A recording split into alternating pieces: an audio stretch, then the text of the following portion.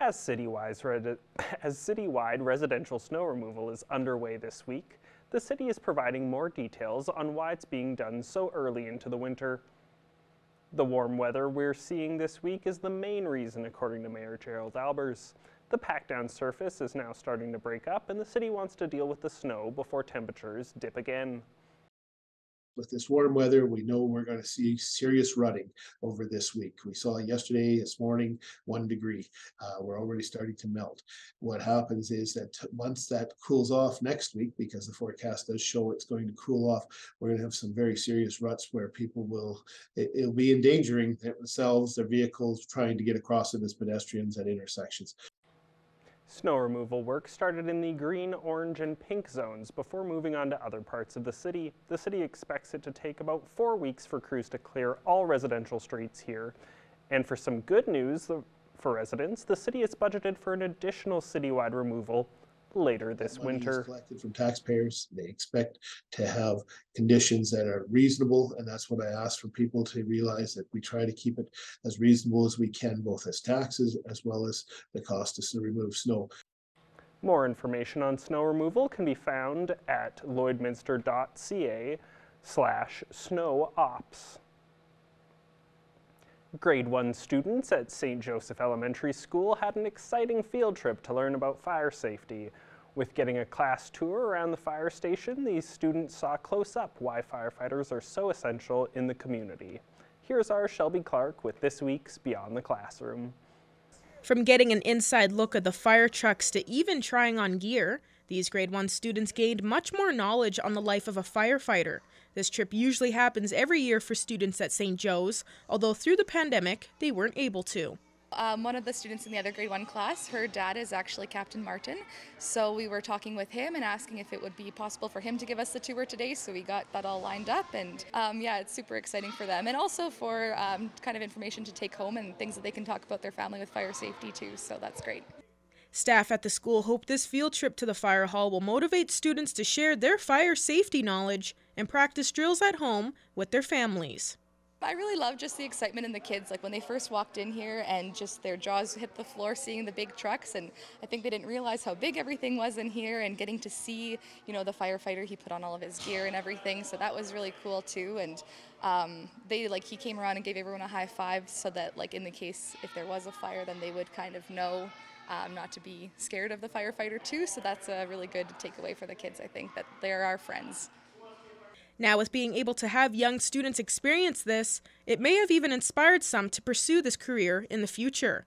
And for some students, this trip inspired them to pursue other options. Do you think maybe you want to be a fireman when you get older? No. No? No, okay.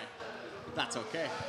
Overall, the fire station experience proved how important firefighters are in the community and how grateful we should all be for these first responders. Thank you. And thank you for inviting us here. And that's it in this week's Beyond the Classroom. At Lakeland College, our students go beyond the classroom for immersive, hands-on learning experiences. It's about experiencing the real world, because the real world doesn't wait, and neither do we. Our Thomas Wildman caught up with APAS President Ian Boxall. Here's some of their conversation. Today we have Ian Boxall, the president of the Agriculture Producers Association of Saskatchewan, and he is here today to tell us a little bit about the high input prices that Saskatchewan farmers are facing unprecedentedly in the year 2021, and of course a little bit this year. And so thank you so much for being with us today, Ian. Thank you for the opportunity. So Ian, first, tell me a little bit about why it was so expensive for farmers in 2021 and a little bit here in 2022 for them to produce a crop that year. I think with the increased costs that we've seen in fertilizer, chemical, and seed and diesel fuel, led it to be the largest, most expensive crop that's ever been grown in Saskatchewan at $11.5 billion to put last year's crop in the ground.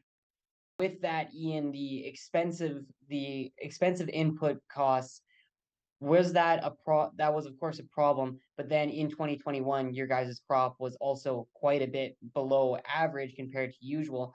Is that been another effect into why it was so expensive as well?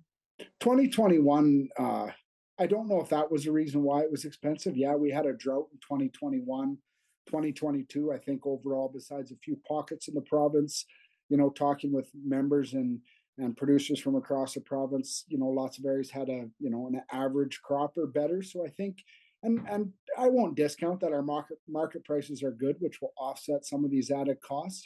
Our fear and some of the frustration from producers as to why are we seeing such huge increases in the inputs, and what happens moving forward if markets, if our commodity markets tend to slack off a little bit. What is APAS looking to do in order to kind of help farmers offset these high prices of fertilizer and other input costs, and kind of working with either the government or your other organizations in order to make it easier for our producers across the province? I guess first things first, we're asking why. Why are we seeing these huge increases in these inputs when the traditional triggers or traditional modeling shows that maybe they shouldn't be where they are? Hydrous ammonia is a main ingredient when it comes to nitrogen fertilizer.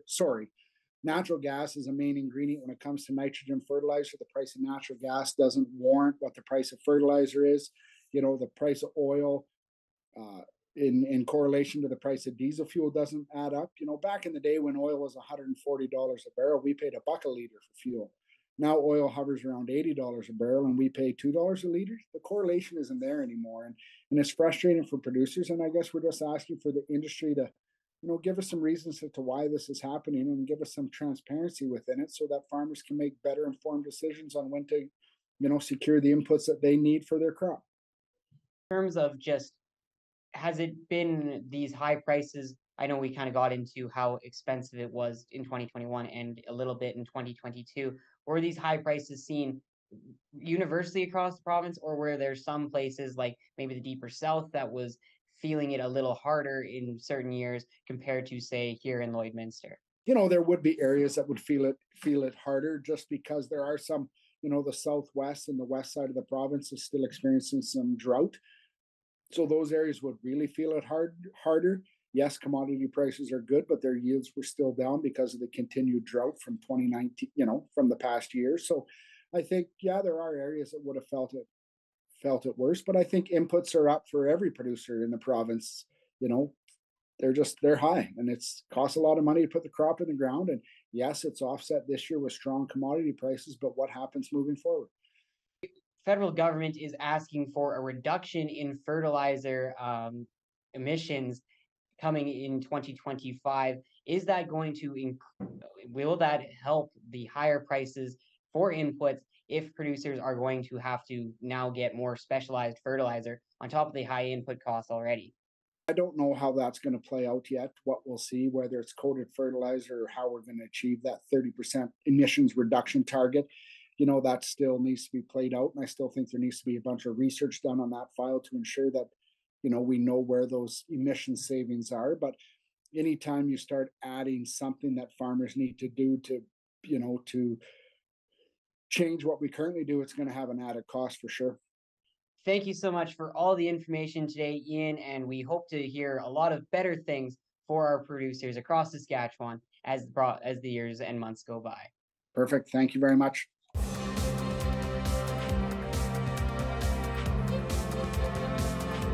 It's that time of season for Barons basketball here in Lloydminster. So many students trying out for very few roster spots, which means tough decisions have to be made. Our Adil Ahmed has a story. 54 students. Coming off COVID again, it's great to see those numbers. 24 spots. It gets tougher every year. That's how many can be filled for the Lloydminster Barons Senior and Junior Boys Basketball Club. And making those decisions can never come easy. Being a father as well too, it's always tough when your child or a student that you know really well is it's really important to him to make a team, right? Who's going to make it? Who's not? Who do you see improving? That, especially for my side with the JVs, is like, okay, I've got an 11 and I've got a 10 that have got two kind of similar skill sets. Along with skill sets, there's another key thing that the coaches are looking for when recruiting a player onto their team. effort. I think they have to work for the spot. Like some kids come in here and think it's just going to be a breeze, they'll have the spot. And like even though I was on JV last year, I'm still coming in here, I'm working as hard as I can and stuff. And yeah, I just think kids got to come in here and do their best, you know? If you play well, guys follow, you know what I mean? You just got to be a leader, got to talk out there. And but these guys do the same thing anyway, you know what I mean? These guys are all leaders too, so I'm really pumped about this group. It's going to be tons of fun. Coaches from both the senior and junior boys basketball team made final cuts Tuesday night. And the senior boys will waste no time as a group getting together for their first practice on Thursday before they hit the road over to Edmonton for a weekend tournament at Lillian Osborne High School. Adil Ahmed, Primetime, Local Sports.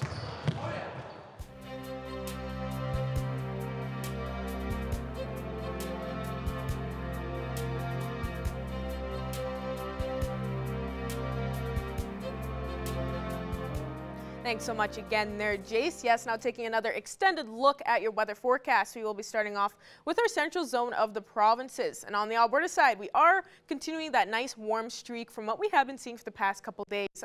Warmest we are seeing is that 6 degrees over in Edson, while we are seeing that 5 and 4 for Rocky Mountain House in Edmonton and also in Whitecourt. Summer is slightly cooled down compared to the rest, but we are still seeing those plus temperatures. 3 degrees in Jasper, while it's 2 up in Athabasca. Red Deer is just at that 0 mark. Cold Lake is also twinning with Athabasca at that 2 degrees. Switching over to our Saskatchewan side, they are still looking slightly cooled down compared to Alberta side, with some spots seeing those minus points. Most are just hitting that 0 mark. Like us here in the border city, we are just at -1, while Melfort is also matching with us. And we look over in Saskatoon, and they are seeing slightly cooler with that -3, but still seeing those single digits. So don't think anybody is complaining. Going over to our northern zone now, they have warmed up quite a bit, now matching with us in our central area. The coolest we are seeing is -2 up in Uranium City and -1 over in Stony Rapids. We start to warm up from there.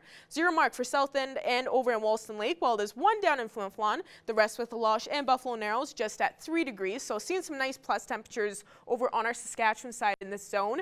And going over to our Alberta side to check them out, they are still seeing not too bad of temperatures. Most are seeing those plus temperatures, but we are seeing a couple with those minus points. -2, -3 up in High Level and Fort Chipewyan, and we start to warm up from there. 1 and 2 for Peace River and Fort McMurray, and we are seeing that 2 over in Grand Prairie as well, seeing that 4 in Slave Lake, with Slave Lake seeing the warmest conditions.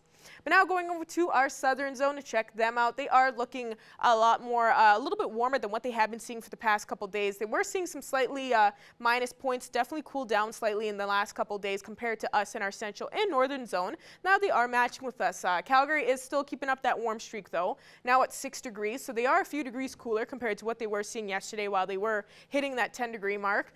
Seeing that 2 degrees for Medicine Hat and over in Banff, while there's 1 down in Lethbridge, seeing that 0 up in Coronation. So most spots that we are looking at are seeing those plus temperatures, which is nice to see as we are ending off here in November.